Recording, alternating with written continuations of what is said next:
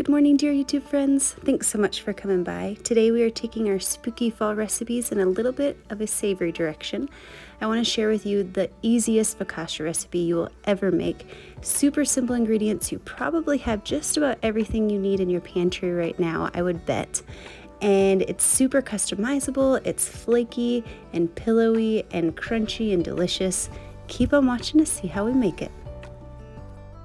Okay guys, to get our focaccia started, we're just going to take a packet of active dry yeast and we're going to dump it into a large bowl here. Little yeast tip, I do like to keep my yeast in the freezer. It makes it last a lot longer, especially since I don't use it super often. It's kind of nice to just keep it in there and I can pull it out as I need it. So I've dumped that yeast into our bowl here, and to that I'm going to add 2 cups of warm water. We're going to start activating our little yeasties. Once that's dumped in, I'm going to add a half a tablespoon of sugar, and that's going to also help activate our yeast, and we're going to let that sit. Once we've stirred it around and dissolved the sugar a bit for about 5 minutes, it's going to get nice and creamy looking as it starts to activate.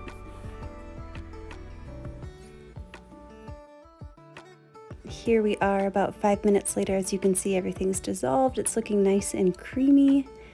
That's how we know we can add our flour. I'm adding a cup at a time, so I'm just adding this cup of flour, stirring around with my wooden spoon. One of the really awesome things about this recipe too is you don't need to use anything other than a wooden spoon and a bowl. Everything's gonna go together in that bowl. We're not even gonna knead it. We're just gonna stir it with a spoon, let it rise, throw it in the oven, and you've got some beautiful focaccia.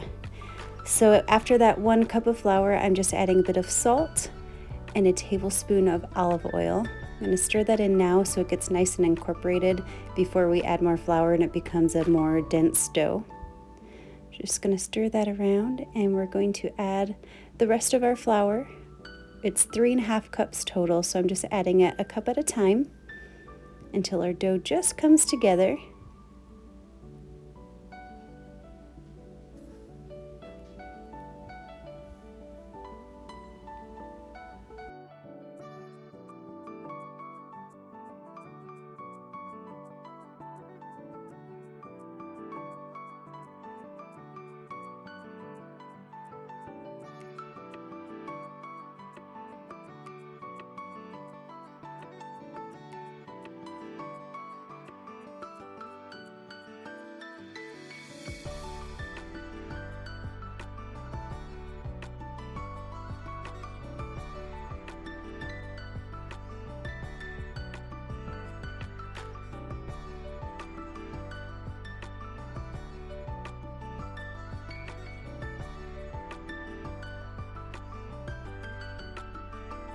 Okay, we've got 3 cups of flour in there. Our dough is starting to really come together. I'm going to add that last half cup, and we're just going to stir it up until it's just combined and we've got most of the flour off of the edges of our bowl.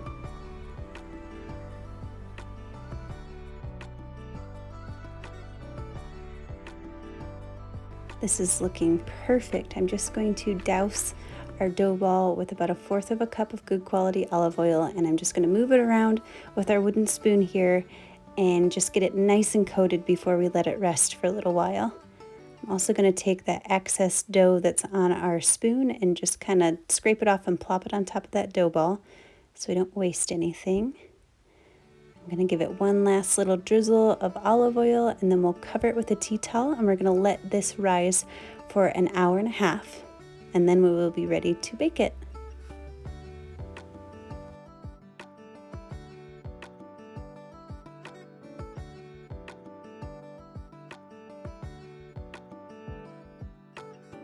Okay, we've been resting on the counter for an hour and a half, and look at that beautiful dough. It's so airy and pillowy looking. It feels so soft. All I'm going to do is take a greased cookie sheet. I've greased it with some more olive oil, and I'm going to plop our dough onto the cookie sheet, and then we're going to use our hands to spread it out. You can use a more thick pan or a more deep pan, that's a better way to say that, and that's smaller if you want it to be a thicker focaccia, but a cookie sheet works really beautifully, I think, and it gives you a lot of bread.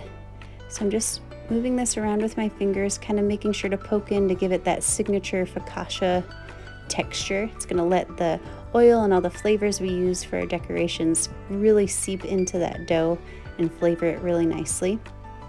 Now at this point, you can by all means just sprinkle it with a little bit of sea salt and pop it in the oven, or you can go as crazy as you want with toppings to help our focaccia get some wonderful flavor. So I've got some herbs here. I've also got a couple tomatoes left over from our garden that are still turning red, which is so awesome. So I'm going to use that and some red onion, some sea salt and pepper, and we're going to just make a little focaccia painting, if you will. So I've got some parsley here. I'm going to add some rosemary. Just get creative. This is the fun part.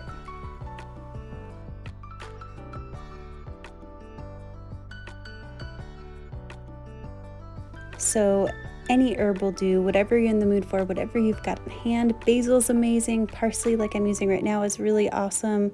Gives a nice freshness to the bread. Rosemary is delicious. I love red onion, so I'm adding some circles of these. It's really nice when they bake off. They get nice and crispy and fragrant.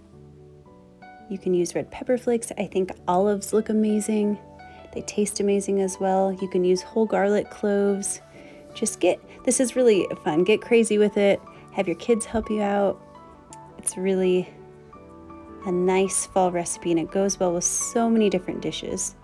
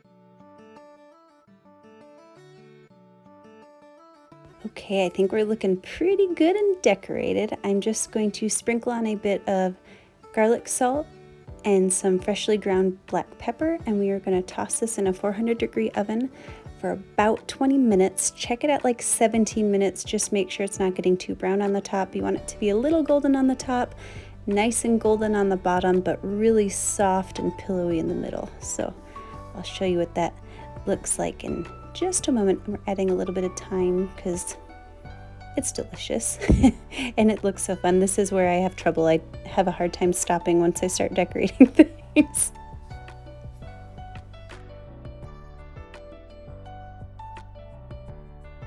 And into the oven we shall go for about 20 minutes. You want it to be nice and golden on top with a little bit of give still. This angle works a little bit better. You can see how it's nice and golden around the edges and still has that beautiful pillowy give in the middle.